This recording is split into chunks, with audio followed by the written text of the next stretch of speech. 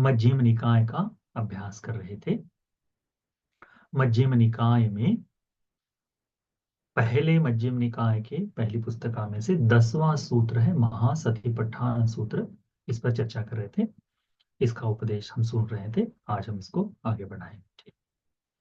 साधु साधु साधु। नमो तस् भगवतो अरहतो सम्मा सम्बुद्धस्स। नमो तस् भगवतो अरहतो सम्मा सम्बुद्धस्स। नमो तस् भगवतो अरहतो सम्मा सम्बुद्धस्स। साधु साधु साधु। श्रद्धावान उपासक उपासिकागण, गत सप्ताह हम लोगों ने मध्यम निकाय के इस सूत्र पर, महासतिपट्ठान सूत्र पर धम्मानुपස්සना इस खंड का आरंभ किया था। और हमने इसमें धम्मानुपස්සना में नीवर्ण पब इसे समाप्त किया था। उसके बाद में खंड पब, जो रूप उपादान खंड जो आदि जो है, इसमें किया था। खंड पर्व में भगवान बुद्ध जी उपदेशित करते हैं, पुनश्च परं भिक्खवे भिक्खु धम्मेषु धम्मानुपस्सी विहरति पंचसु उपादान स्कंदेषु। यहाँ कोई धर्म की धर्मानुपස්සना करता है 5 उपादान स्कंदों में। 5 उपादान स्कंद जो है वे दुख का कारण है। हम जब 4 आर्य सत्य में दुख आर्य सत्य की बात करते हैं, तो भगवान ने क्या कहा? संखित्तेन पंच उपादान खंदा दुखा। तो वही ये उपादान स्कंद है जिनके ऊपर चिंतन मनन करना है। सतिपट्ठान का अभ्यास करते समय ये हमेशा ध्यान में रखना चाहिए कि सतिपट्ठान क्षण भर की साधना से उत्पन्न होने वाला नहीं, समथ की साधना से पुष्ट होकर विपස්සना का अभ्यास करने के पश्चात यह जागृत होता है। ये पंच उपादान स्कंद का पूरा अभ्यास है, सतिपट्ठान का पूर्ण अभ्यास। इस बात को भी ध्यान में रखिएगा। तो भगवान कहते हैं कि कैसे कोई भिक्षु पंच उपादान स्कंद से धम्मानुपස්සना करता है।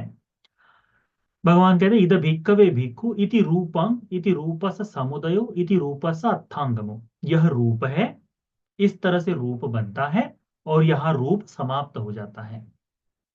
इसको अच्छी तरह से चिंतन करता है। क्या करता है कि यह रूप है, हम जो देख रहे हैं वह रूप है। आप जो देख रहे हैं आंखों से, मेरा चेहरा दिखाई दे रहा होगा, तो ये रूप है।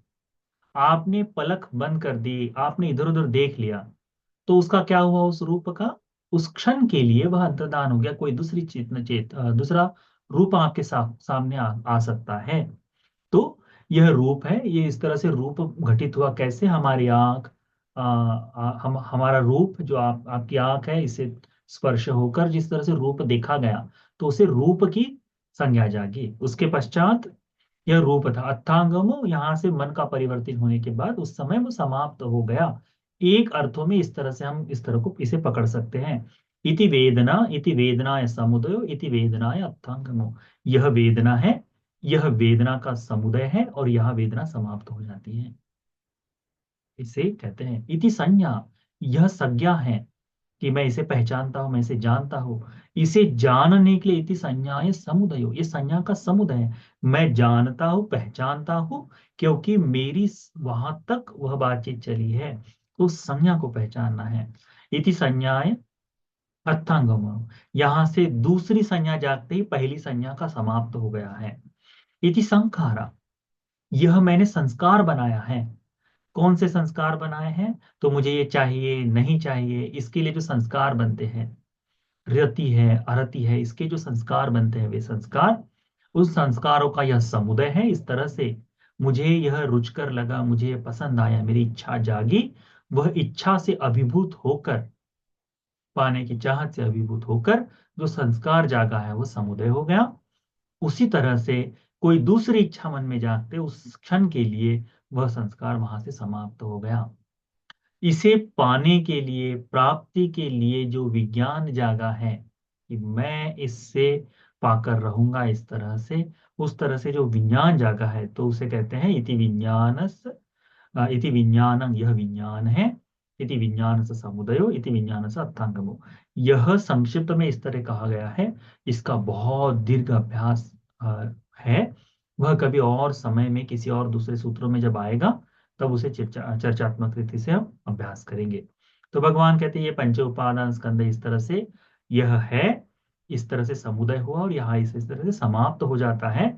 इसे देखना कहते हैं कि धम्मानुपස්සना करना है पंच उपादान स्कंद में। भगवान कहते हैं इति अज्जतंग वा धम्मेषु धम्मानुपस्सी विहरति, यह भीतर में है, अपने भीतर में है, यह अज्जतिक हो गया। बहिर्धा वा धम्मेषु धम्मानुपस्सी विहरति, हमारे पास जैसे है वैसे ही दूसरों के पास भी है। दूसरा व्यक्ति इससे भिन्न नहीं है, उनके पास भी इसी तरह का काम है, तो उसमें भिन्नता नहीं है। तो उसके उसे भी देखना है। अज्जत्तवा बहिद्धावा धम्मेषु धम्मानु, भीतर भी और बाहर भी इस तरह से धम्मानुपස්සना करते हैं। और इस तरह से धम्मानुपස්සना करने से एक स्मृति जागती है, अति धम्माति व पनस सति पच्चुपट्टिता होती, धर्म है, यह धर्म है, ऐसी स्मृति जागृत होती है। इस स्मृति का बुद्धि से अभ्यास करते हुए, ज्ञान से बोध करते हुए, सभी संसार से अविरत होकर, बगैर किसी लगाव के, बगैर किसी जगह चिपके हुए व्यक्ति संसार में विहरण करता है। इसका मतलब यह है कि अरहंत मुनिगण जो इससे संपूर्ण अलिप्त हो जाते हैं, पुनः लिप्त होने के यानी पुनः उनके लगाव से परे हो जाते हैं, तो उसके लिए अभ्यास करना है। ठीक है। भगवान कहते हैं यह खंड पब्ब है। इसके बाद आता है आयतन पर्व। आयतन यानी हमारी आंख, ये कान हो गया, ये नासिका हो गई, ये जिह्वा हो गई, यह शरीर हो गया और मन हो गया है। ये कितने आयतन हो गए?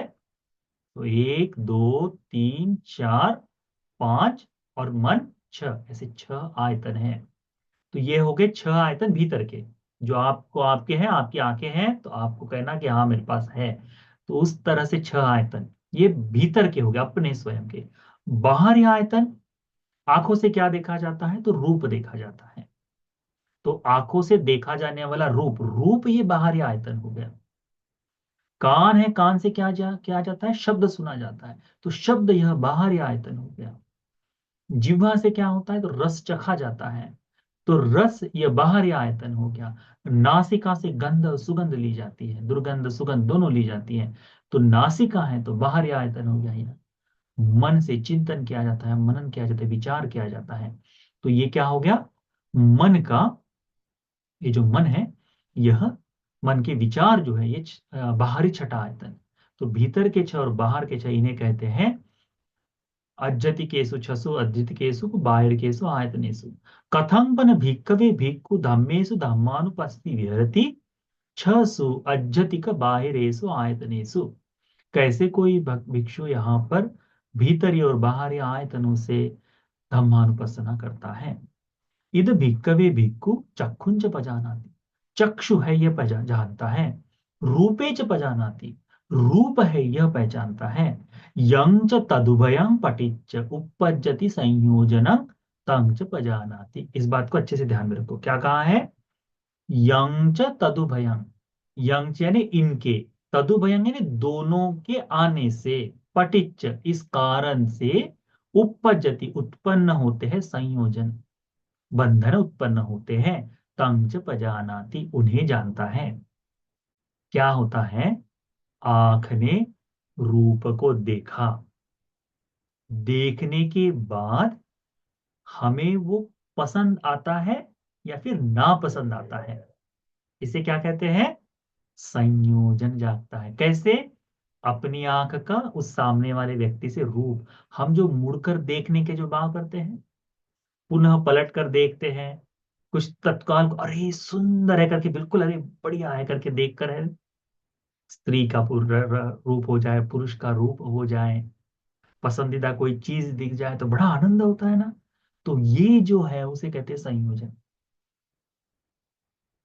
क्या होता है? आंख का रूप से संयोग होने के कारण, पटिच्च यानी कारण, उसके परिणाम स्वरूप उत्पन्न होते हैं संयोजन। यह संयोजन जाग गया है ऐसा जानता है। आसान है क्या? नहीं, ये आसान नहीं है, ये बड़ा कठिन काम है। यथाच अनुपन्न संयोजन उपादो होती तंग च पजानाति। जो अब तक संयोजन उत्पन्न नहीं था, वह भी उत्पन्न हो गया है, ऐसा जानता है। तो गाड़ी पर चल रहा है, चलते चलते सुंदर लड़की दिखाई दी। तो अब तक तो सिग्नल देख रहा था, अब तक तो सब रास्ते पर चल रहा था, अपने अपने विचारों में था।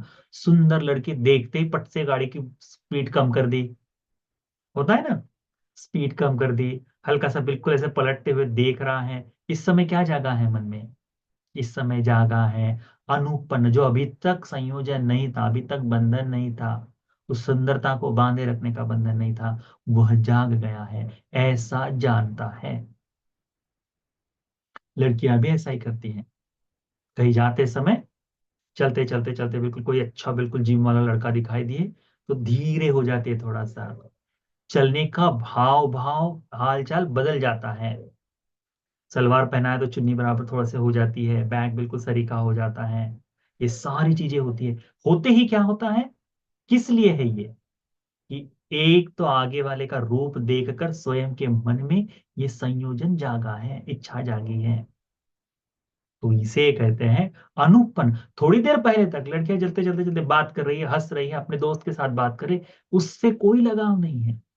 परंतु सुंदर देखते ही तत्काल वो हाथ से ऐसा लगा देते ना सब, देख आगे आगे है करके इशारा कर देते हैं, तत्काल वो जाग जाता है। तो इसे कहते हैं कि यथाच अनुपन्न से, जो अब तक उत्पन्न नहीं हुआ था, ये संयोजन जैसे ही जाग गया उसे जान लेना है। आसान है क्या? नहीं है। बच्चे जो है चलते चलते चलते आइसक्रीम का शॉप देखते ही उसके लिए मम्मी की साड़ी जो खींच कर ले जाना है, पहचान पाएंगे क्या हम लोग? नहीं पहचान पाते हैं। इसे कहते हैं यथाच उत्पन्न संयोजन पहानंग होती तंच पजानाति। उत्पन्न संयोजन जो प्रहीन हो गया है, लड़की देखी थोड़ी देर आगे चले जाए, मन बदल गया, क्या हुआ? उस समय उस संयोजन, यानी वो जो राग का चित्त था, अब आगे तक नहीं गया है, अब आगे नहीं गया है, उसके बाद बदल हो गया। कई बार ऐसा होता है, चलते चलते चलते ये बदलाव, तो इसी भी जानते हैं कि ये खत्म हो गया है करके। या फिर पूर्णतः उस राग से मुक्त होने के लिए जिस तरह से चलते हैं, क्योंकि ये संयोजन जो बंधन जो है कंटिन्यूटी में बनते हैं और समाप्त होते रहते हैं, इसको अच्छे से समझना चाहिए। ये जैसे बोल रहे वैसा आसान नहीं है, ये बड़ा गंभीर और दीर्घ विषय है। तो इस पर कभी और अच्छे से चिंतन करेंगे। अंगुत्तर निकाय के पहले ही निपात में भगवान ने जो बताया ना, कि पुरुष का रस, पुरुष का शब्द गंध रस स्पर्श आदि जो है ना, रूप, ये पांच चीजें हैं। चिंतन भी छह चीजें हैं। पुरुष के लिए स्त्री का और स्त्री के लिए पुरुष का एक एक निपात में बताया गया है, वो सारा इसमें आता है, ऐसा समझ लो। फिर कहते हैं यथाच पहिन संयोजन आयति अनुपाद होती, यह पुनः कभी उत्पन्न नहीं होगा, ऐसे स्थिति को पहुंच जाता है।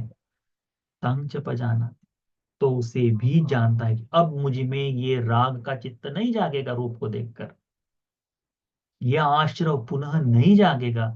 ऐसी स्थिति में जब आ जाता है, यानी धर्म का फल पाने के बाद, तंग च पजाते पुनः ये नहीं होगा, उसे जानता है। सो तंग च पजाते श्रवण को, सद्दंग च पजानाति, शब्द को, कान और शब्द को दोनों को पहचानता है। इन दोनों के इकट्ठा होने से ही, देखो ना, चलते चलते लड़के ही आजकल होते हैं ना, आते हैं, लड़कियों के आवाज में कुछ बोल देते ही तुरंत लड़के लोग पीछे मुड़कर देख लेते हैं, क्यों? शब्द मधुर है, शब्द मधुर है। किसी लड़के का बहुत सुंदर आवाज आते ही लड़कियां मुड़ जाती है, सुंदर शब्द है। गाली गलौज यही हो जाता है, रूप में भी बदसूरत है, उसे देखकर भी संयोजन जागता है क्रोध का। कैसा है? बिल्कुल नहीं देखना चाहिए, है ना। जो तिरस्कार की भावना जागती है, ये भी संयोजन है। तो प्रिय है तब भी जागता है, अप्रिय है तब भी जागता है। तो कान से शब्द को सुनकर, नासिका से गंध सुगंध, सुगंध आते ही, हाँ कौन सा खुशबू लगाया है, तो अलग अलग परफ्यूम आ जाते हैं उनकी खुशबू। आप लोगों ने देखा होगा, जाना होगा कि हर व्यक्ति की एक अलग खुशबू होती है। पुरुष की खुशबू होती है, महिलाओं की खुशबू होती है। इसके अलावा यानी परफ्यूम के अलावा स्वाभाविक नेचुरल खुशबू होती है, उसके प्रति व्यक्ति ज्यादा आकर्षित होता है। ये बाकी सेंट जो है, ये तो केवल एक क्षण के लिए मोह लेते हैं, बस उतना ही। वास्तविक सुगंध जो है वो भीतर भिन्न होती है। तो इसके प्रति जो आकर्षण है या तिरस्कार की भावना, बदबू आ रही तो नहीं, तो चाहे स्त्री और पुरुष का ही क्यों ना, बाकी चीजों से भी जो भी चीजें हम देख रहे हैं, ये कैसा स्त्री और पुरुष का रूप अधिक संयोजनों को जन्म देता है, मन में अधिक चिंतनों को प्रभावित करता है, इसीलिए हम ये उदाहरण दे रहे हैं, अन्यथा बाकी सारी चीजें इसमें आती है। गंध सुगंध हो गया, जिह्वा रस जो है चखने का, ये सारी चीज, खान पान आदि से लेकर वह, उसके बाद में काया, शरीर का स्पर्श, क्या कह सकते हैं शरीर के स्पर्श के बारे में, बड़ा ही सारी चीजों का स्पर्श है। कितना बड़े से बड़ा दुख हो जाए, माता के स्पर्श से बेटा बिल्कुल शांत हो जाता है, बेटी शांत हो जाती है। यह ममतामय स्पर्श है, ठीक है। परंतु यही स्पर्श किसी दूसरी स्त्री का हो तो राग में चित्त से जागृत हो जाता है। तो किसी ममतामय स्पर्श में भी एक संयोजन बनाता है, रागमय स्पर्श से भी संयोजन बनाता है। कई बार होता है हमें बहुत पसंदीदा सेलिब्रिटी से है, या हमारे पसंदीदा कोई व्यक्ति हो जाए, उनको हल्का सा छू भी ले तो कहता है कि आज इस आपने छू लिया है, होता है ना। ये क्या है, संयोजन होते हैं, लंबे समय तक मन में भी बैठे रहते हैं। उसी तरह मन से चिंतन करने वाले, 2 दिन पहले देखी हुई लड़की याद आती है, अरे क्या है वो, बातचीत करते समय हाँ उसको देखे थे, कहाँ पढ़ती है पता है, हाँ हाँ वो वहां है। तत्काल रूप उसका सब देखा हुआ, सारे हाव भाव अपने सामने आ जाते हैं। पुरुष के सामने स्त्री के आ जाते हैं, स्त्री के सामने पुरुष के आ जाते हैं। बंधन बांधने वाले, जो भी जिसके प्रति हम आकर्षित होते हैं, उनके प्रति वह रूप शब्द गंध रस स्पर्श और चिंतन, ये 6 आयतनों से बाहर और भीतर और बाहर, इनके इकट्ठा आते ही क्या होता है, उत्पन्न हो जाता है, समुदय हो जाता है। कौन सा संयोजन होगा, ये संयोजन समाप्त होते हैं और पुनः ना उत्पन्न हो, ऐसी स्थिति में जब पहुंच जाते हैं तो साधक उसे पहचानता है, जानता है कि अब मुझे में ये संयोजन पुनः जागृत नहीं होगा। परंतु ये उस समय की जब दीर्घ का अभ्यास हो तब, इसी कारण से, इन्हीं अभ्यासों के कारण अरहंत जो है इस लोक में अलिप्त होकर विचरण करते हैं।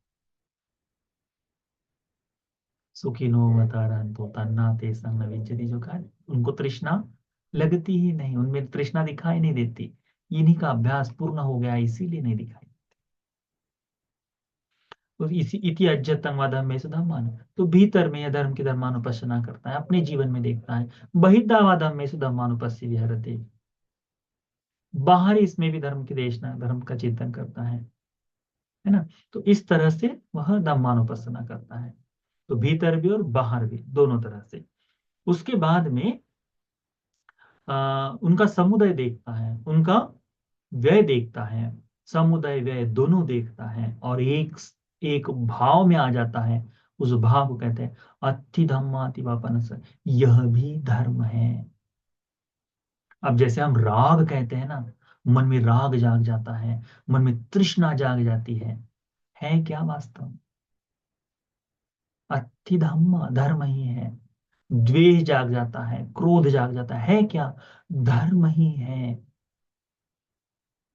स्थिति एक ही है, उसके भिन्न भिन्न भाग कर दिए। उस धर्म को हम न समझने के कारण इन धर्मों पर हम प्रतिक्रियाएं करते हैं, जो हमारे दुख का कारण बनती हैं। उसी को कहा है। तो अति धम्माति व पनसति पच्चुपट्टिता होती, यह धर्म ही है, केवल इतना। तो बाहर का हो भीतर का हो, जहां तहां का हो, उत्पन्न होने वाला है नष्ट होने वाला है, इन सब के प्रति एक चित्त का भाव जागता है। इसी को जानकर, इसी को देखकर वह जो भिक्षु है वह इस लोक में अनविरत होकर, बगैर किसी आलम्बन के, संपूर्णतः पुनः ये उत्पन्न न हो, इस तरह से लोक में चिंतन करता है, उसे कहते हैं धम्मेषु धम्मानुपस्सी विहरति। आयतन पब में आप छसु अज्जतिक बायरेसु आयतनेसु। उसके बाद में आता है बोझंग पर्व। बोझंग पर्व क्या है? तो 7 प्रकार के बोझंग धर्म बताए गए हैं। बोधि के अंग, जिन्हें बोधि पानी है, जिन्हें मुक्ति के अंग पाना है, जिन्हें बोध करना है किसी धर्म का, तो 4 आर्य सत्य का बोध किया जाता है। तो इस 4 आर्य सत्यों के बोध के लिए जो अंग काम करते हैं, जो कार्य किए जाते हैं, उन्हें कहते हैं बोधि के अंग। बुद्धत्व के लिए, धर्म के लाभ के लिए, धर्म की प्राप्ति के लिए निरंतरता से जो भाव आता है उसे कहते हैं बोधांग।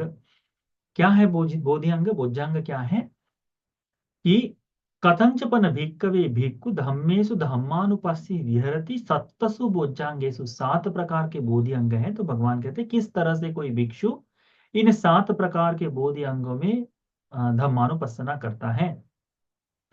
इद भिक्कवे भिक्खु संतं वा अज्झत्तं सति संबोध्यांगं अत्थि में अज्झत्तं सति संबोध्यांगो सति संबोध्यांगंति पजानाति।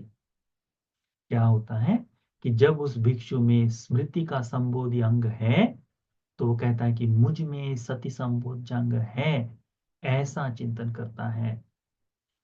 असंतं वा सति संबोध्यांगं नत्थि में अज्झत्तं सति संबोध्यांगंति पजानाति। मेरे में सति संबोधि अंग नहीं है, जब नहीं होता है तो मेरे में नहीं है, ऐसा जानता है। यथाच अनुपन्न सति संबोधंग उपाद होती तंग च पजानाति। जब यह अनुत्पन्न स्मृति का संबोधन जो अब तक नहीं था, ये संबोधि का अंग जब जाग जाता है, तो उसे जानता है कि मुझ में अब सति संबोधंग जाग गया है। यथा च उपन्न सति संबोधंग भावनाय पारिपूरी होती तंग च पजानाति। इस सति संबोधंग का अच्छी तरह से अभ्यास कर कर संपूर्णता को प्राप्त कर लेता है, सति संबोधंग को पूर्ण कर लेता है। भावनाएं पारिपूरी होती तंग च पजान। अब मैंने अच्छी तरह से सति संबोधंग को आत्मसात कर लिया है, धारण कर लिया है, अभ्यास कर लिया है, ऐसा जब जानता है, जब हो जाता है तो उसे जानता है करके कहा है। तो सती संबोधंग के लिए कैसा अभ्यास करना चाहिए कि मेरे में सती संबोधंग है कि नहीं, इसको पहले चिंतन। फिर सती संबोधंग नहीं है, ये जान जाना है। जब जगाने की कोशिश हो जाए तो अब मुझ में ये जाग गया है, इसे जानता है। जाग जाने के बाद अब मैंने इसको अच्छी तरह से अभ्यास कर लिया है, इसे जानता है। इसका एक सुंदर सा उदाहरण समझ लो। कैसे कि एग्जाम का समय आने के बाद देखता है कि इसमें मुझे 6 महीने का सिलेबस आने वाला है। इतना जानता है कि सिलेबस है करके। सिलेबस का मेरे में पढ़ाई नहीं हुआ है करके उसे जानता है कि मेरी पढ़ाई अभी तक हुई नहीं। मम्मी पापा को तो बोल देगा सब हो गया है, सब पढ़ा दिया है, परंतु नहीं हुई है ये कौन जानता है? स्वयं जानता है। जब पढ़ाई करनी शुरू हो जाती है तो मेरे 4 चैप्टर हो गए, 5 चैप्टर हो गए, 6 चैप्टर हो गए, ऐसा जानता है। तो अब मैं पढ़ाई कर रहा हूं उस तरह से अभ्यास। और फिर जब पूरी तरह पढ़ाई हो गई, अब मैं पेपर बगैर किसी से छुड़ा सकता हूँ। अब मैंने अच्छा अभ्यास कर लिया है, तो वो लड़का वो लड़की बिल्कुल ऐसे पहचान, हाँ ठीक है मेरा हो गया है, अब मुझे पढ़ने की उतनी आवश्यकता नहीं। ये कैसे जान जाते हैं? जब पढ़ाई पूरी हो गई। ये हो गया व्यवहारिक लोक में। इसी तरह, ठीक इसी तरह से, दूसरे तरह का नहीं। धर्म के बोध के लिए स्मृति मुझ में है कि नहीं, इसे जानना है। नहीं है, इसे जानना है। पहले है या नहीं इसको जानना है, फिर मुझ में नहीं है ये जानना है। ये न होने वाली स्मृति जब जाग जाती है तो जानना है कि जाग गई है। और जागने के बाद इसका मेरे से अभ्यास पूर्ण हो गया है, अभ्यास मैंने अच्छी तरह से कर लिया, इसे जानना है। यह जानना सति संबोधंग से धम्मानुपස්සना करना है। दिख रहा है? सतिपट्ठान आप जितनी साधनाएं करते हो, इन सब को एक माला में पिरोता है, परंतु आवश्यक नहीं कि इसी क्रम से ये सारी चीजें हो। आप कोई दूसरा अभ्यास भी कर रहे हैं, उसमें भी सतिपट्ठान अपने से ही जागता है। उसके लिए विशेषता नहीं। मैत्री की साधना कर रहे हो, मैत्री की साधना क्या है? सती जाग गई, मैं मैत्री की साधना कर रहा हूं। जागते जागते सती मुझ में प्रतिष्ठित हो गई कि मेरा चित्त मैत्री से युक्त हो गया है। और फिर उसका अभ्यास कि मैंने इस मैत्री को अच्छी तरह से स्मृतिमान होकर इस स्थिति को स्थिर कर दिया है मैत्री के चित्त में। तो जागते सोते उठते बैठते मैत्री का चित्त जागा है। क्या हो रहा है? सती संबोधन एक तरह से अनित्य की साधना में यह अनित्य है ऐसी स्मृति जाग गई। पहले नहीं थी अनित्य की स्मृति, अब ये जाग गई। अनित्य का अभ्यास करते करते ये सारी चीजें हो गई करके सती संबोध जागता है। तो उसके लिए आवश्यक नहीं कि इसी क्रम से आए। जो भी साधनाएं कर रहे हैं वे सारी की सारी सतीपट्टान है, केवल करने का क्रम। क्योंकि आनापान सती जिसे जिसका मन एकाग्र होता है उसे लिए उसके लिए कहा गया है सत्व सती करके। सत्व स्मृति पूर्वक होकर सांस लेता है। तो जिसका मन एकाग्र है, चंचल बल के लिए वो नहीं कहा है। चंचल मन जो है, मन भागने वाला है, उसके लिए क्या है? आनापान सती के अलावा मैत्री की साधना हो गई, अशुभ की साधना हो गई। क्योंकि ये साधनाएं मन को एकाग्र करती, फिर सती, फिर आनापान सती, उस तरह से। तो धर्म का अभ्यास करने में भी यही सारी चीजें हैं। उसके बाद में इसी तरह से दूसरा जो संबोधांग है क्या है? धम्म विचय संबोधांग। धम्म विचय का मतलब क्या होता है? धर्म का चिंतन चलते रहने का भाव, धम्म विचय।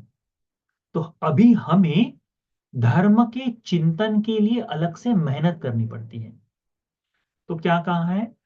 अत्थि में अज्जतंग धम्म विचय संबोध जागृति पजानती। मेरे में धर्म का चिंतन है तो वो जान जाता है कि मेरे में है।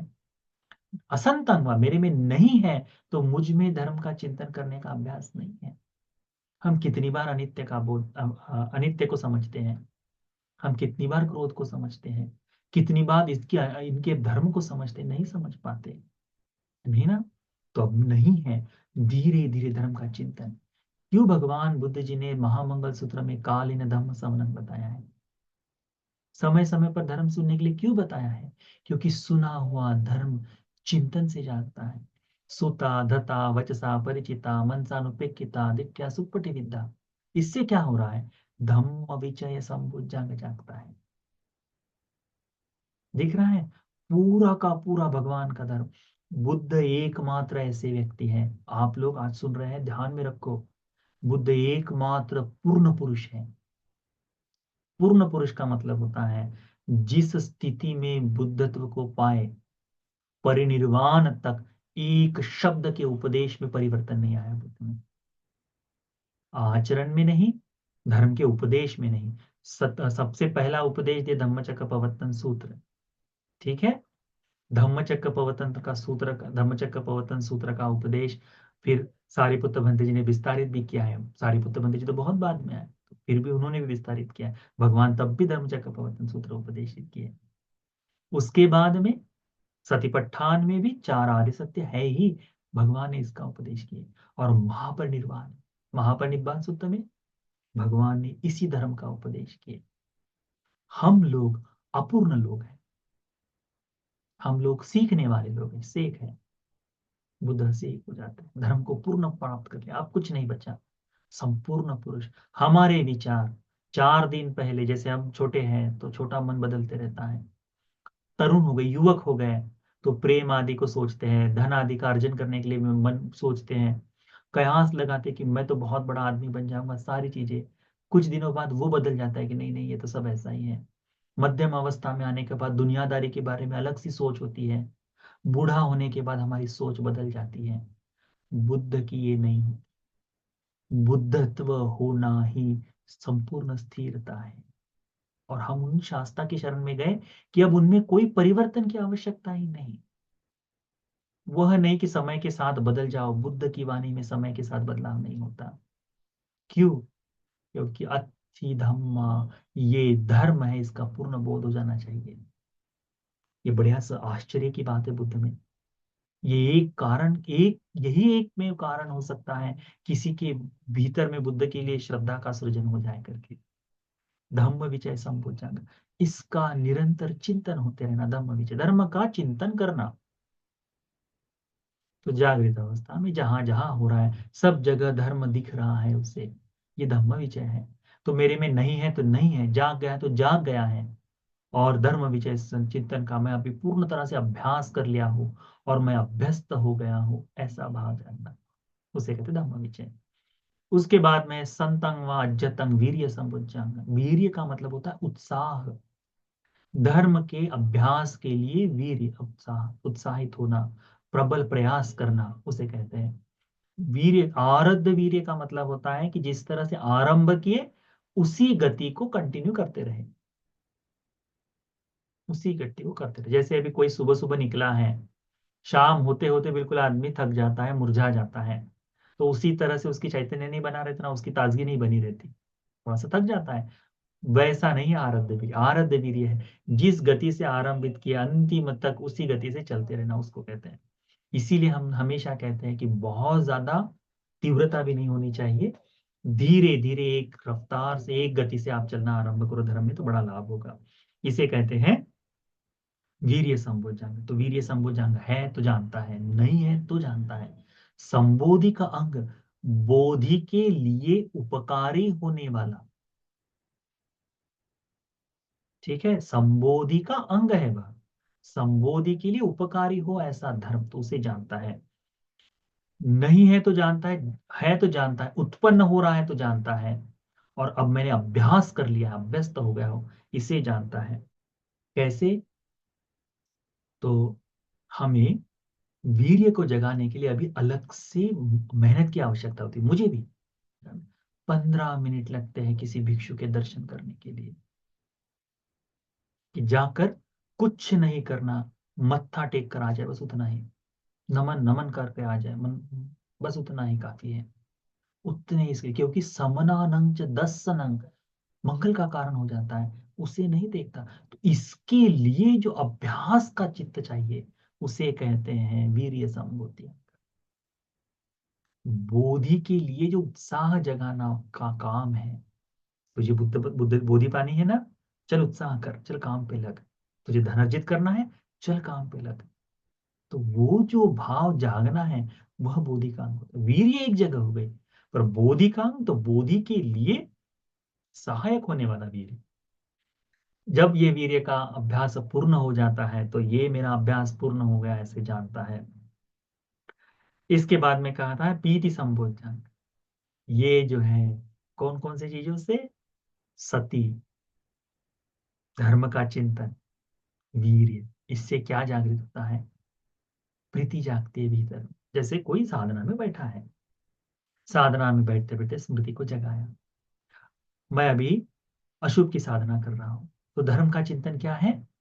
अशुभ का चिंतन है। मन भाग रहा है, उसको रोकने के लिए मैं वीर्य कर रहा हूं।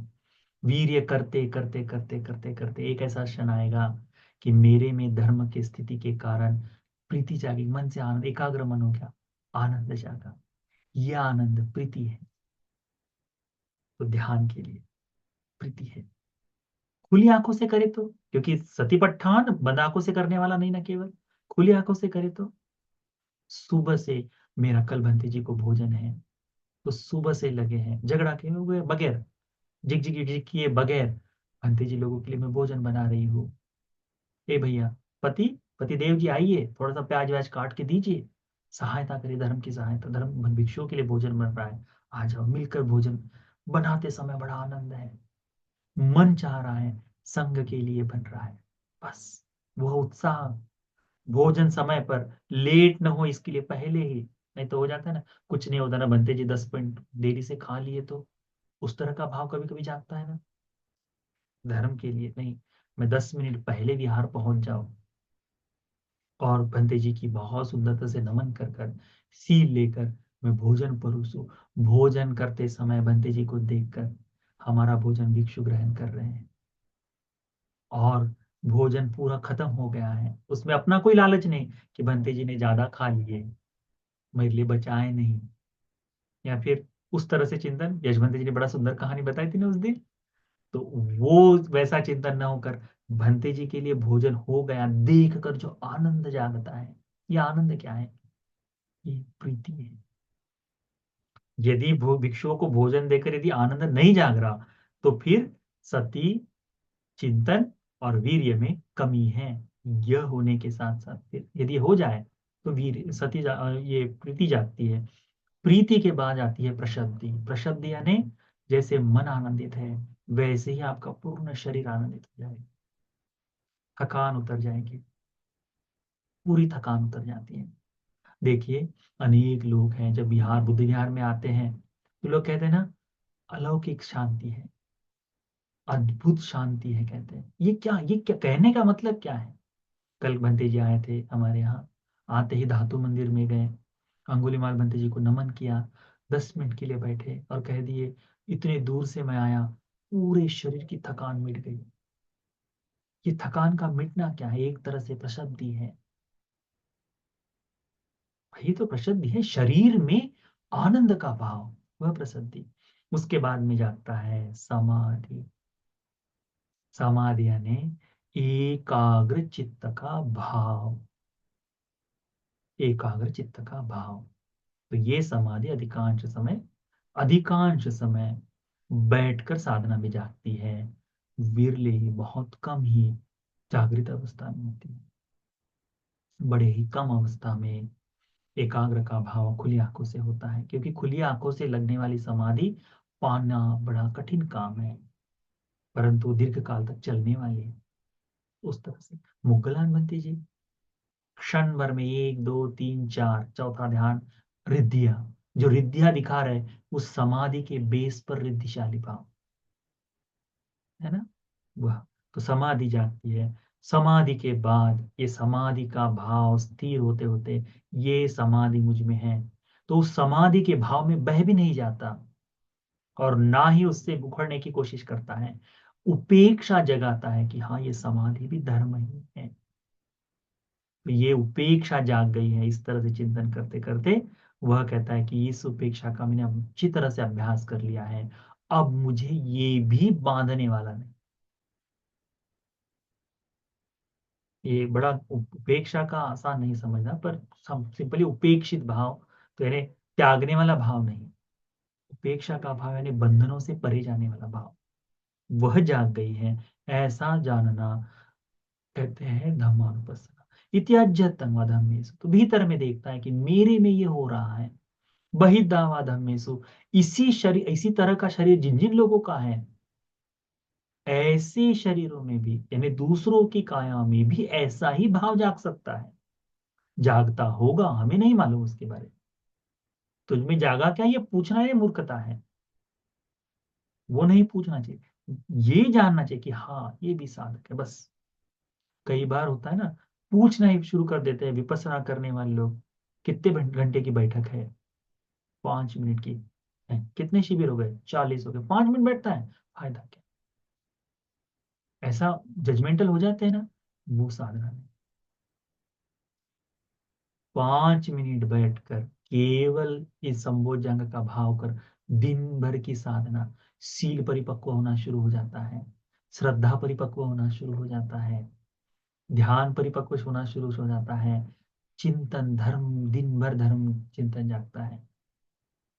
ये हो गया जागृत अवस्था। 5 मिनट का ध्यान ये भी दिला सकता है वो है। तो बहिर्दावात, इस तरह से चिंतन करना है, जजमेंट कभी नहीं करना कि कौन कितना कैसे बैठता है, उसे कभी नहीं पूछने की आवश्यकता। क्योंकि धर्म किसके लिए है? अपने लिए, दूसरों के लिए नहीं। मुक्त होंगे तो कौन होंगे? स्वयं होंगे। दूसरों के मुक्ति का इंतजार करना मूर्खता है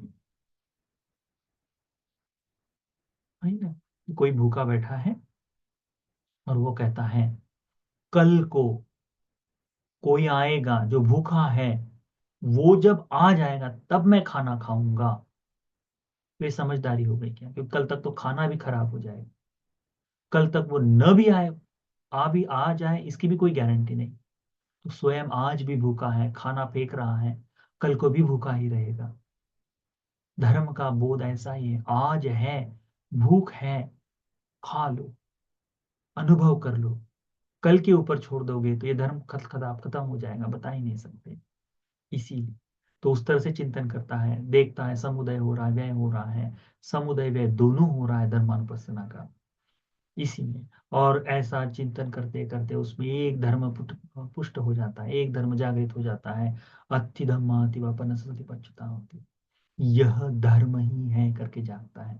धर्म ही है जागने के बाद क्या हो जाएगा? धर्म ही है जागने के बाद उसकी उसकी दिशा में बह नहीं जाएगा। ठीक है, तो उसी तरह से तो यह जागने के बाद भगवान कहते हैं इस तरह से धम्मानुपස්සना करता है सात बोधजांग धर्मों में। इसके बाद में आता है सात सच्चपब्ब। सच्चपब्ब यानी चार आर्य सत्य। पुनश्च परं भिक्खवे भिक्खु धम्मेषु धम्मानुपस्सी विहरति चतुषु आर्य सच्चेषु। पुनः कोई भिक्षु जो है वह धम्मानुपස්සना करता है चार आर्य सत्यों में। ये जो सतिपट्ठान है इसमें 37 बोधिपाक्षिक धर्म सारे के सारे आ जाते हैं। एक एक का अभ्यास करते करते ये सब जागता है, इसका भी ध्यान में रखना चाहिए। ठीक है, तो आ, कैसे करता है कि इदं भिक्कवे दुखं, इदं भिक्कवे भिक्खु इदं दुखं यथाभूतं पजानाति, यह दुख है ऐसा अच्छी तरह से जान जाता है। अयं दुख समुदयोति यथा भूतं पजानाति, यह दुख का समुदय है ऐसा जान जाता है। अयं दुख निरोधोति यथा भूतं पजानाति, यह दुख का निरोध है ऐसा अच्छी तरह से जान जाता है। अयं दुख निरोध गामिनी पटिपदाति यथा भूतं पजानाति, यह दुख का निरोध का मार्ग है, दुख समाप्ति का मार्ग है, इसे अच्छी तरह से जान जाता है। इसे कहते हैं सच्च पब्ब, चार आर्य सत्य का बोध। उर्वरित जो पूरा सूत्र है वह इन चार आर्य सत्यों का विस्तार है। तो कैसे? तो दुख का आर्य सत्य क्या है करके तो कहते हैं जाति पि दुखा जरा पि दुखा व्याधि पि दुखो जरा पि दुखा मरणम पि दुखं शोक परिदेव दुख दो मनस्सु पायासा पि दुखा अप्ये ही संपयोगो दुखो पिये ही विपयोगो दुखो यम पिच्छं लभति तं पि दुखं संकितेन पंच उपादान खंदा दुख। कि ये जो दुख आर्य सत्य क्या है? तो जन्म दुखदाई है, जरा बुढ़ापा दुख है, मरण दुख है, शोक करना परिदेव, शोक विलाप रोना धोना ये सारा दुख है। मन का कायिक पीड़ा मानसिक पीड़ा जो है सब दुख है। अप्रियो से इकट्ठा होना दुखदाई है, प्रियो से वियोग हो जाना दुखदाई है। होता है ना, घर में बुआ आते ही माँ बिल्कुल ऐसी चिलमिलाना शुरू कर देती है कि नहीं, कि पति की बहन आई है तो कब जाएगी, घर में कलह तो नहीं उत्पन्न कर लेगी करके जागता है ना, वो जागता है। यदि सास ससुर दूर रहते, सास आ गई अब सब जगह मेरी बुराई करते रहेगी, सब जगह देखे रहेगी, तत्काल जागता है। अप्रियो के साथ संपयोग, यही है वो एक तरह से देखा जाए संसार में ये मिलना ही है, मिलना ही है। तो वो होता है पिए ही विपयोगो दुखो, प्रिय लोगों का घर से चले जाना दूर हो जाना दुखदाई है। मर जाना है ना, हमसे लोग मर जाते हैं, ज्ञाति में माता मर जाती दुखदाई है, पिता मर जाते दुखदाई है, बेटा मरता है दुखदाई है, पत्नी मर जाती है आनंद की बात है कई बार, पर ठीक है वो भी दुखदाई होता ही है। तो उस तरह से चिंतन चलता ही चलता है, तो ये भी है दुख। जो जो इच्छा करे वो न मिले, ये दुखदाई है। और फिर संक्षिप्त में कहे तो पांच उपादान स्कंद, तो कैसे है? यह है दुख का आर्य सत्य। उसमें आता है कि कतमेच भिक्खवे संकेत, तो पांच उपादान स्कंदों के बारे में यह इसे कहते इदं उच्यते भिक्खवे दुखं आर्य सत्य, दुख समुदय आर्य सत्य। कथं च भिक्खवे दुख समुदय आर्य सत्य, ये दुख समुदय आर्य सत्य क्या है? यायं तन्ना पोनो भविका नंदी राग सहगता तत्र तत्र अभिनंदिनी, यह जो तृष्णा है जो पुनर्भव के लिए काम में करती है, जो नंदी और राग के साथ जुड़ी हुई है। नंदी राग यानी निरंतर, जैसे चेन चल रही है ना, कंटिन्यूटी में चल रही है तो गाड़ी आगे बढ़ती है, वैसी ही नंदी लगी हुई है। पायडल लगाओगे तो चेन पूरी चलते चलते पीछे का चक्का आगे लेके आएगी, वैसे नंदी राग में चल रही है। और जहां जहां जन्म लेगी तत्र तत्र अभिनंदिनी, वहां वहां आनंद महसूस करता है। कैसे? मनुष्य बने हो, कितना भी दुखदाई हो, मनुष्य का जीवन प्रिय है कि नहीं है? प्रिय है। कुत्ता बना है कोई, कुत्ते को कुत्ते का जीवन प्रिय है कि नहीं है? प्रिय है। मछली बना है, मछली में वो, मछली के जीवन में वो आनंद ले रहा है कि नहीं? आनंद ले रहा है। डायनासोर बना है, डायनासोर के जीवन में उसका आनंद उन्होंने लिया है। यही तो, जो जो चीजें हैं, जहां जहां जन्म ले, ये हो गया। प्रेत लोक में चले जाएं, प्रेत लोक में चले जाएं, कई रिश्तेदार हैं, मरने के बाद हफ्ते भर बाद, महीने भर बाद अपने भाई बहनों के सामने आकर खड़े हो जाएंगे। चलो ना, है, चलो ना, कहने वाले हैं, देखे हैं आप लोग। प्रेत लोक में जन्मने के बाद वहां भी इच्छा है कि मेरे भाई यही आ जाए, मेरी बहन यही आ जाए, मेरी माँ यही आ जाए। जो अमनुष्य लोक में जन्म ले ले, वहां भी आनंद है। निरय में भी जन्म ले तो वहां दुख भोगता है। दुख भोगने के साथ साथ क्षण भर की भी इसमें हो, तब भी आनंद नहीं चाहिए, नहीं चाहिए, दुख कहता है, परंतु वहां भी जन्म का आनंद ही लेता है, एक तरह से कहे तो। दिव्य लोक में वही है। तत्र तत्राभिनंदिनी, जहां जहां ये तृष्णा जागती है, जहां जहां ये भव जागता है, वहां वहां आनंद करता है। तो कहाँ कहाँ ये तृष्णा जागती, कहाँ कहाँ ये जन्म जागता है? काम तन्हा, भोगने की इच्छा जागती है। भव तन्हा, जन्म की इच्छा जागती है, तृष्णा जागती है। विभव तन्हा, इससे मुक्त हो जाने की तृष्णा जागती है। तीनों जगह की तृष्णाएं हैं। आप देखिए भारत में 14 तारीख को क्या होने वाला है? 14 तारीख से महाकुंभ आयोजित हुआ है? लाखों हजारों तपस्वी जो है, साधु सन्यासी, ठंडी में किसी तरह से, जो दिखावे करने वाले उनकी बात नहीं कर रहा हूं, उग्र तप करने वाले जो सन्यासी वास्तव में जो है, किस लिए? कि संसार से मुक्ति हो जाए, इसके लिए जो जो चीजें आवश्यक है, शास्त्रों में कही है, सब करने के लिए तैयार है। बर्फ को सहना है, सह लूंगा, मुक्ति मिल जाए। गांजा फूकने के लिए बताए, कर लूंगा क्योंकि मुक्ति मिल जाए। तो ये जो विभव की तन्हा है, जो अगति को ले जाती है, बुराई में ले जाती है, वो तन्हा भी जन्म के साथ आनंद देती है। कितनी पीड़ा सहते हैं आप देखिएगा अभी। हम बुराई की बात नहीं, उनके लिए कुछ कहने की आवश्यकता नहीं, परंतु ये जो विभव की तन्ना है कितनी बलशाली है।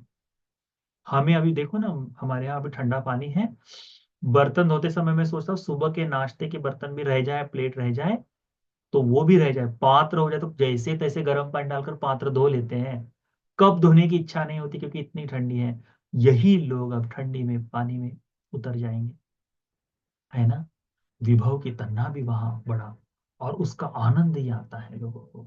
तो वैसी है हम लोग, हमारे में ये विभव की तन्ना अभी नहीं जागी है उस तरह से, है ना?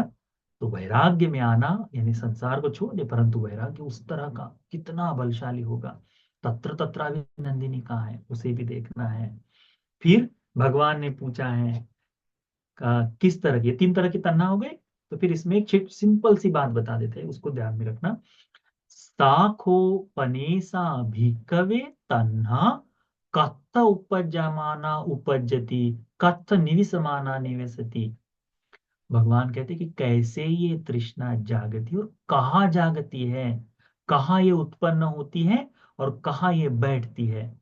तो कहते हैं यंगलोके प्रिय रूपं, इस लोक में जो जो प्रिय है, सात रूपं साम चाहिए वैसा, इत्ते सा तन्ना उपजती, इत निविसमाना निविस, वहां आती है, उत्पन्न होती है, वहां बैठ जाती है।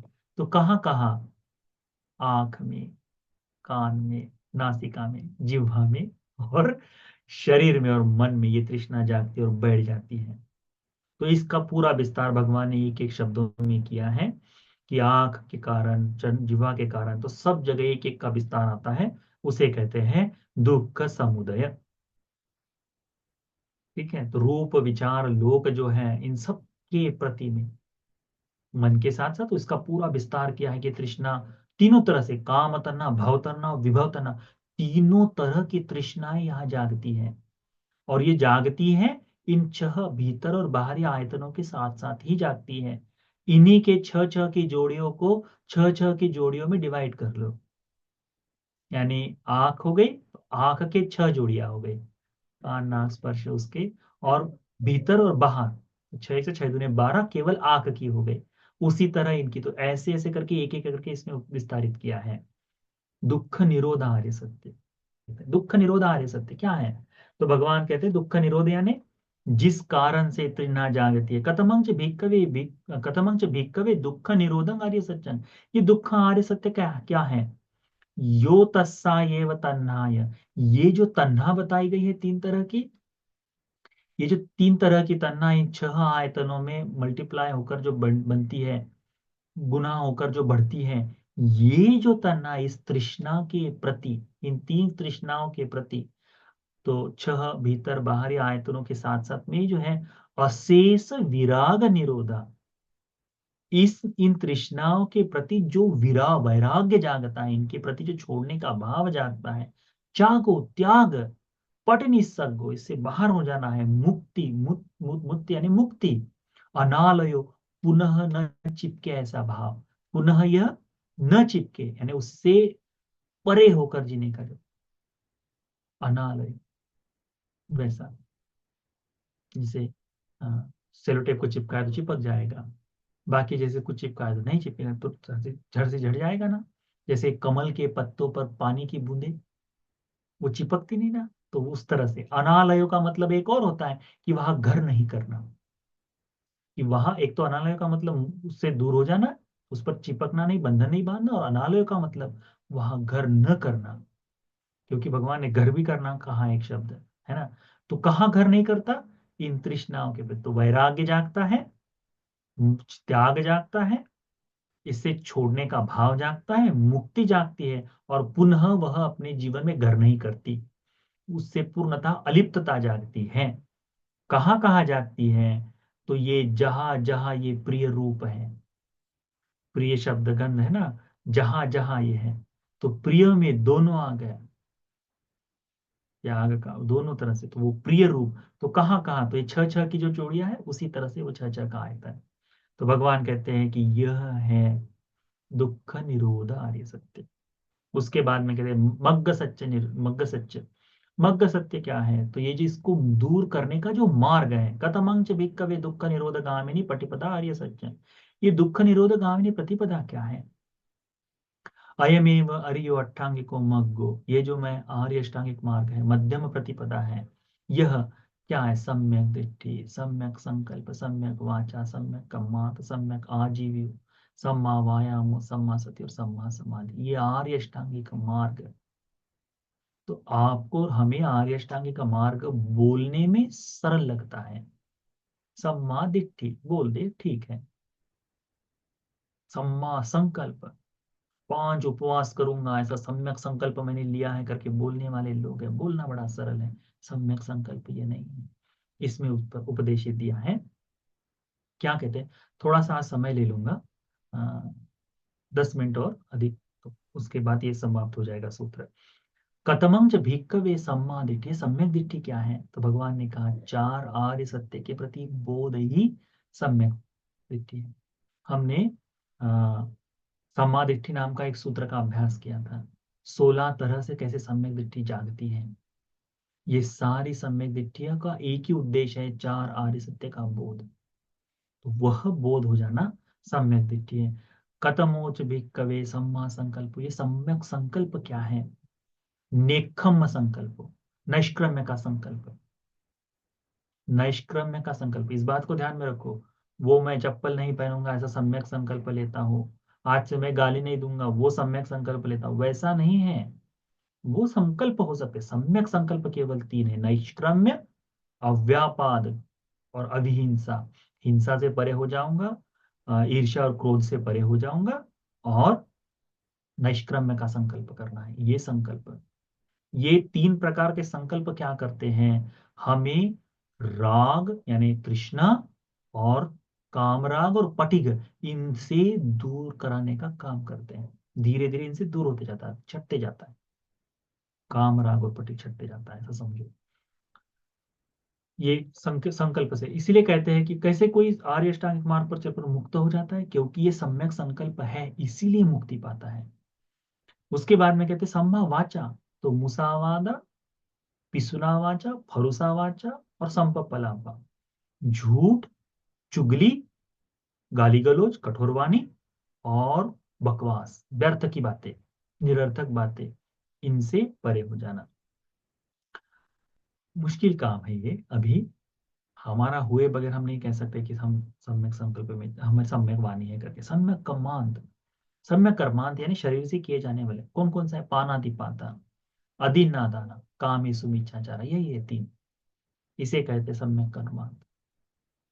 सम्यक कम्मंतो कौन कौन सा? कि हिंसा नहीं करूंगा, यानी प्राणी की हत्या नहीं, चोरी नहीं और व्यभिचार नहीं। ध्यान में रखिए, जवान लड़के लोग और जवान लड़कियां लोग, शादीशुदा महिलाएं और शादीशुदा पुरुष, ये जो है आर्य अष्टांगिक मार्ग का भाग है। व्यभिचार न करना, व्यभिचार को किसी भी तरह से आप सपोर्ट ना करें, सहायक ना समझे। धर्म में केवल और केवल अवनति ही होगी। इसी दाई नाम की थेरनी की कहानी है, एक जन्म में व्यभिचार किया, जन्मों जन्मों तक दुख भोगा है। व्यभिचार करने वाला व्यक्ति आर्य अष्टांगिक मार्ग को कितना भी भजन कर ले, कुछ नहीं हो सकता। दूसरों के सामने कितना भी शोभायमान बन जाए, धर्म का अंश भी नहीं लग सकता। सोच लीजिए कि आर्य अष्टांगिक मार्ग में व्यभिचार इसके लिए कहाँ है, भिक्षुओं के लिए तो ब्रह्मचर्य कहाँ है? ब्रह्मचर्य का पालन भिक्षुओं के लिए कहाँ है? भिक्षु यदि ब्रह्मचर्य से परे हो जाता है तो धर्म में बैठ ही नहीं सकता। ब्रह्मचारी यदि भिक्षु नहीं है, धर्म में नहीं बैठ सकता, यानी पाराजिका यदि नहीं होता तो। बाकी तो अभ्यास कर सकता है। तो पाराजिका यानी कैसी, किसी भी तरह का मैथुन धर्म है, किसी भी तरह का शारीरिक सुख जो संबंध है उसका कभी नहीं कर सकता।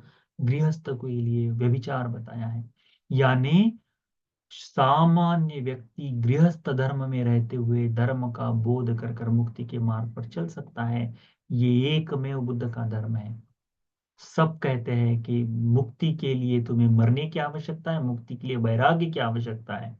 बुद्ध कहते हैं मनुष्य जीवन में, इसीलिए बुद्ध के समय में श्रावस्ती की जनसंख्या इतनी अधिक थी, उसमें से 5 करोड़ श्रावक जो थे श्रोतापन्न थे। श्रोतापन्न धर्म से मार्ग को प्राप्त कर लेते। श्रोतापन्न हो जाना यानी आर्य अष्टांगिक मार्ग पर चलने वाला व्यक्ति बनना है, वह है। तो उसके लिए ध्यान में रखो, व्यभिचार बिल्कुल नहीं। विशेष करके युवक और युवतियों ने ध्यान में रखना है, विशेष करके उन्होंने ध्यान में रखना है, क्योंकि अभी जो वर्तमान में निरंतरता से क्या बताया जा रहा है, जीवन ऐसा ही, जीवन एक ही बार मिलता है, कुछ नहीं होता, कुछ भी कर लो कोई फर्क नहीं पड़ता। नहीं, दुर्लभ है मनुष्य, जी दुर्लभ है, परंतु इसके विपाक स्वरूप में हमें और दुख ही भोगना पड़ेगा। इसीलिए कम्मंतों को अच्छी तरह से ध्यान में रखो। इसका जब तक अभ्यास नहीं करते तब तक श्रोतापन नहीं बन पाएंगे। कतमंग भिक्खवे सम्मा आजीवको, आजीविका क्या है? तो आर्य शावक को, आर्य श्रावक का है इसमें, जो बुद्ध की शरण में गया ऐसा आर्य शावक, मिथ्या आजीवम पान, मिथ्या आजीविका जो है उसे छोड़कर सम्यक आजीविका, ऐसी आजीविका जो दूसरों के छाती पर पैर रखकर अर्जित न की गई हो, है ना, दूसरों से बल से, यानी दूसरों को तकलीफ देकर न ली गई हो, उस तरह से धर्म से ऊपर, धर्म से अर्जित है। तुम मेहनत कर रहे हो, उसका पारिश्रमिक तो तुमको मिल रहा है, वह आजीविका सम्यक है। चाहे भिक्षा भी क्यों ना मांग, उसके लिए भी मेहनत है। भिक्षा मांगना अच्छा नहीं, भिक्षुओं के लिए तो वही धर्म है। तो इसीलिए भिक्षुओं की भोजन में जो भी मिल जाए, चाहे वेज हो चाहे नॉन वेज, मिल जाए तो उसे सम्यक भोजन कहा गया है। उसके लिए, वह उसके लिए कल्पित कहा गया है। तो उसको ध्यान ध्यान में रखना है। सम्यक आजीविका, तो उसके लिए कुछ आजीविकाएं बताई है कि जो जो नहीं करनी चाहिए, तो दूसरे सूत्रों में आते समय उसका अभ्यास हम करेंगे ही। फिर कहा है सम्मा व्यायाम, सम्यक व्यायाम करना है। सम्यक व्यायाम के बारे में हमने बताया था कि उत- आ, अनुपन्न अकुशल धर्म जो है, इसमें बहुत, ये शब्द ही बड़े सुंदर कहे भगवान ने, क्या है उसको बोल ही देता हूँ। कह रहे भगवान ने, अनुपन्नानं पापकानं अकुशलानं धम्मानं अनुपादाय छन्दं जनेति वायमति वीर्यं आरभति चित्तं पगण्णाति पदहति। इसको रट ही लो, क्या कहते हैं भगवान? अनुपन्न पापी अकुशल धर्मों के अनुत्पत्ति के लिए, उत्पन्न न हो इसके लिए इच्छा को जगाता है, व्यायाम करता है, वीर्य को जगाता है, उत्साहित हो जाता है, वीर्य को जगाता है, चित्तंग मन को बैठा देता है और उसे बिठाकर इसके मार्ग में लग जाता है ना। इस बार मैं करके ही रहूंगा करके मन बना लिया उसने और कर देता है उस तरह से। उपन्नानंग पापकानंग अकुशलानंग धम्मानंग पहानाय, जो अभी अकुशल है, ये अकुशल खत्म हो जाए उसके लिए प्रयास करता है। जो कुशल अभी नहीं जागे हैं, अभी जो अच्छी बातें अपने में नहीं आई हैं, उनको जगाने के लिए उत्साहित होता है, उसी तरह से अभ्यास करता है।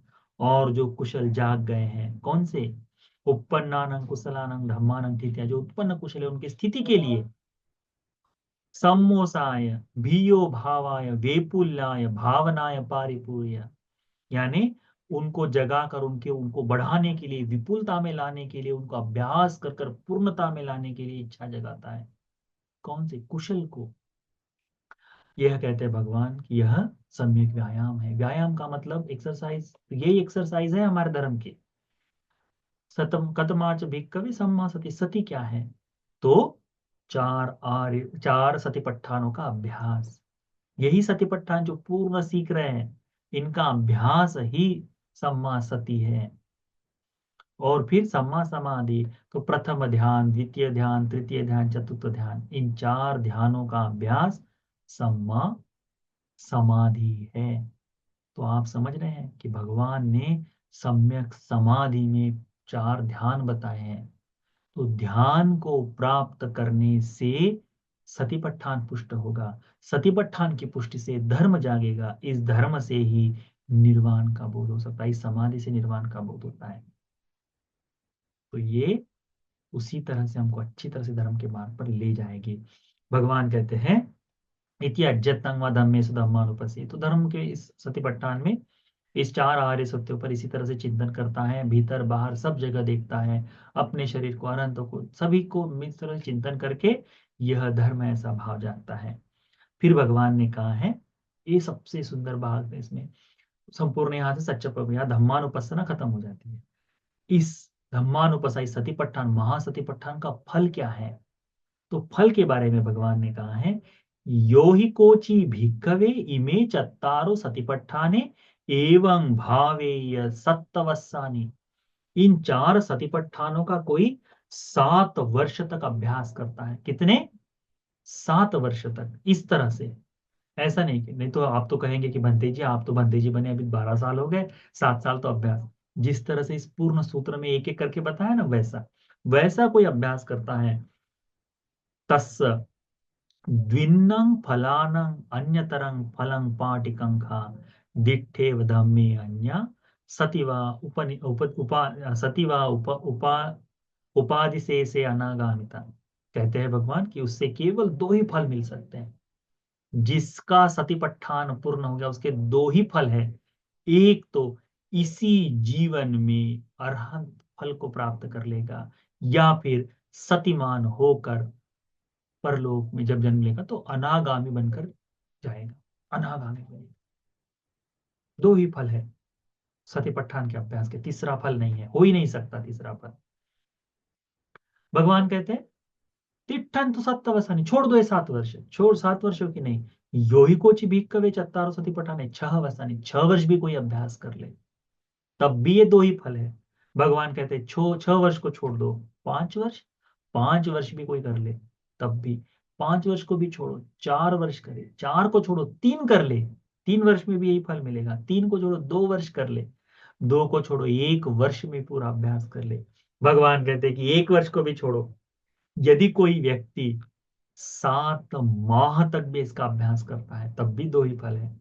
7 मास छोड़ दो, भगवान कहते हैं एक एक करते आकर कहते आधा मास, अर्ध मास, भगवान कहते हैं अद्धमास भी छोड़ो, यदि कोई 7 दिन तक भी इसका अभ्यास करता है पूर्ण सतिपट्ठान का, तस् दिनंग फलानंग अन्यतरंग फलं पाटिकं, कोई केवल 2 ही दिख रहा है क्यों भगवान का धर्म जागृत कहा गया है।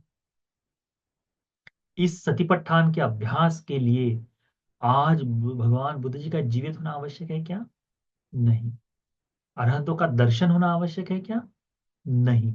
आवश्यक क्या है? अभ्यास। इसका अभ्यास आवश्यक है। इसीलिए भगवान ने भगवान का धम्म अकाली को कहा है। इससे सुंदर धर्म के बोध के लिए कोई विस्तार नहीं है। इससे सुंदर और क्या हो सकता है? इसीलिए कहा है कि भगवान का धम्म स्वाक्षात है, संदिग्ध है, आंखों से देख सकते हो। देखो, भगवान ने कहा एक एक वर्ष कम करते करते आंखों से देख सकते हो, कहता है। किसी दूसरों के क्या? नहीं, स्वयं की आंखों से देख सकते हैं। संदिग्ध अकाल ही को काल भाई है, ये कभी भी कर सकते हैं आप। काल की सीमा में नहीं आता कि तब तो अच्छे लोग थे, आज भी अच्छे लोग हैं, धर्म का अभ्यास करने वाले हैं तो उसे तब भी हो जाएगा। और देखो कहने लायक है। देखो सतीपट्ठान में गोयंका गुरु जी ने 10 दिन की विपश्यना आरंभित की थी, कितने लोग थे शुरुआत में? कोई नहीं। बहुत पब्लिसिटी, ऐसे नहीं कि बुल बोर्ड लगवाए थे गुरु जी ने, जगह जगह पब्लिसिटी पॉम्पलेट छापे थे कि आ जाओ, नहीं। एक ने किया उसे लाभ हुआ, दूसरे को बताया, दूसरे ने किया उसको लाभ हुआ, उसने 4 लोगों को बताया। धीरे धीरे आज गोयंका गुरु जी के 200 से अधिक आश्रम है, 200 से अधिक साधना के पीठ है, पूरे विश्व में है, अमेरिका से लेकर अफ्रीका में भी है। ऐसा है ही, मुझे लगता है, हाँ है। इतनी जगह क्यों? ये विपස්සना। अब इसकी पूर्णत्व की बारी है, यानी ऐसी विपස්සना जब पूर्ण हो जाएगी तो अरहत्व फल मिलेगा। हम अभी केवल अभ्यास कर रहे हैं, अभ्यास। जब पूर्ण हो जाता है इस तरह से 7 दिन तक पूर्ण हो जाए तो 2 ही फल पा सकते हैं, तीसरा फल नहीं है। कहते हैं एक तो इसी जीवन में पाटिकंकं दिट्ठे धम्मे, इसी जीवन में अरहत्व का फल प्राप्त कर लेगा, या फिर अनागामिता ही। भगवान कहते हैं इस पूरे सूत्र का उपदेश देकर, क्या कहते हैं, एकायनो अयं भिक्खवे मग्गो सत्तानम विशुद्धिया। भगवान कहते हैं एकमात्र ये धर्म का उपदेश है जो सत्वों के विमुक्ति के लिए है, विशुद्धि के लिए है, परिशुद्ध करने के लिए, दुख दौर मन से शोक पीड़ाओं से मुक्ति के लिए है, न्याय के मार्ग पर ले जाने वाली है, निर्वाण को प्राप्त कराने वाली है, धर्म को साक्षात कराने वाली है। वह है 4 सतिपट्ठान। इतं इति एतं इति यं तं वुत्तं इदमेतं पठिच्च उत्तम। भगवान ने इस तरह से पूर्ण का पूर्ण उपदेश दिया। भगवान के इस उपदेश को सुनकर अत्तमनाते भिक्खु भगवतो भासितं अभिनंदन्ति। तब जो भगवान बुद्ध जी का धर्म इस समय सुन रहे थे कुरु जनपद में, तब उन भिक्षु ने भगवान के भाषित का साधु साधु कहकर अनुमोदन किया। यह हो गया महा सतिपट्ठान सूत्र।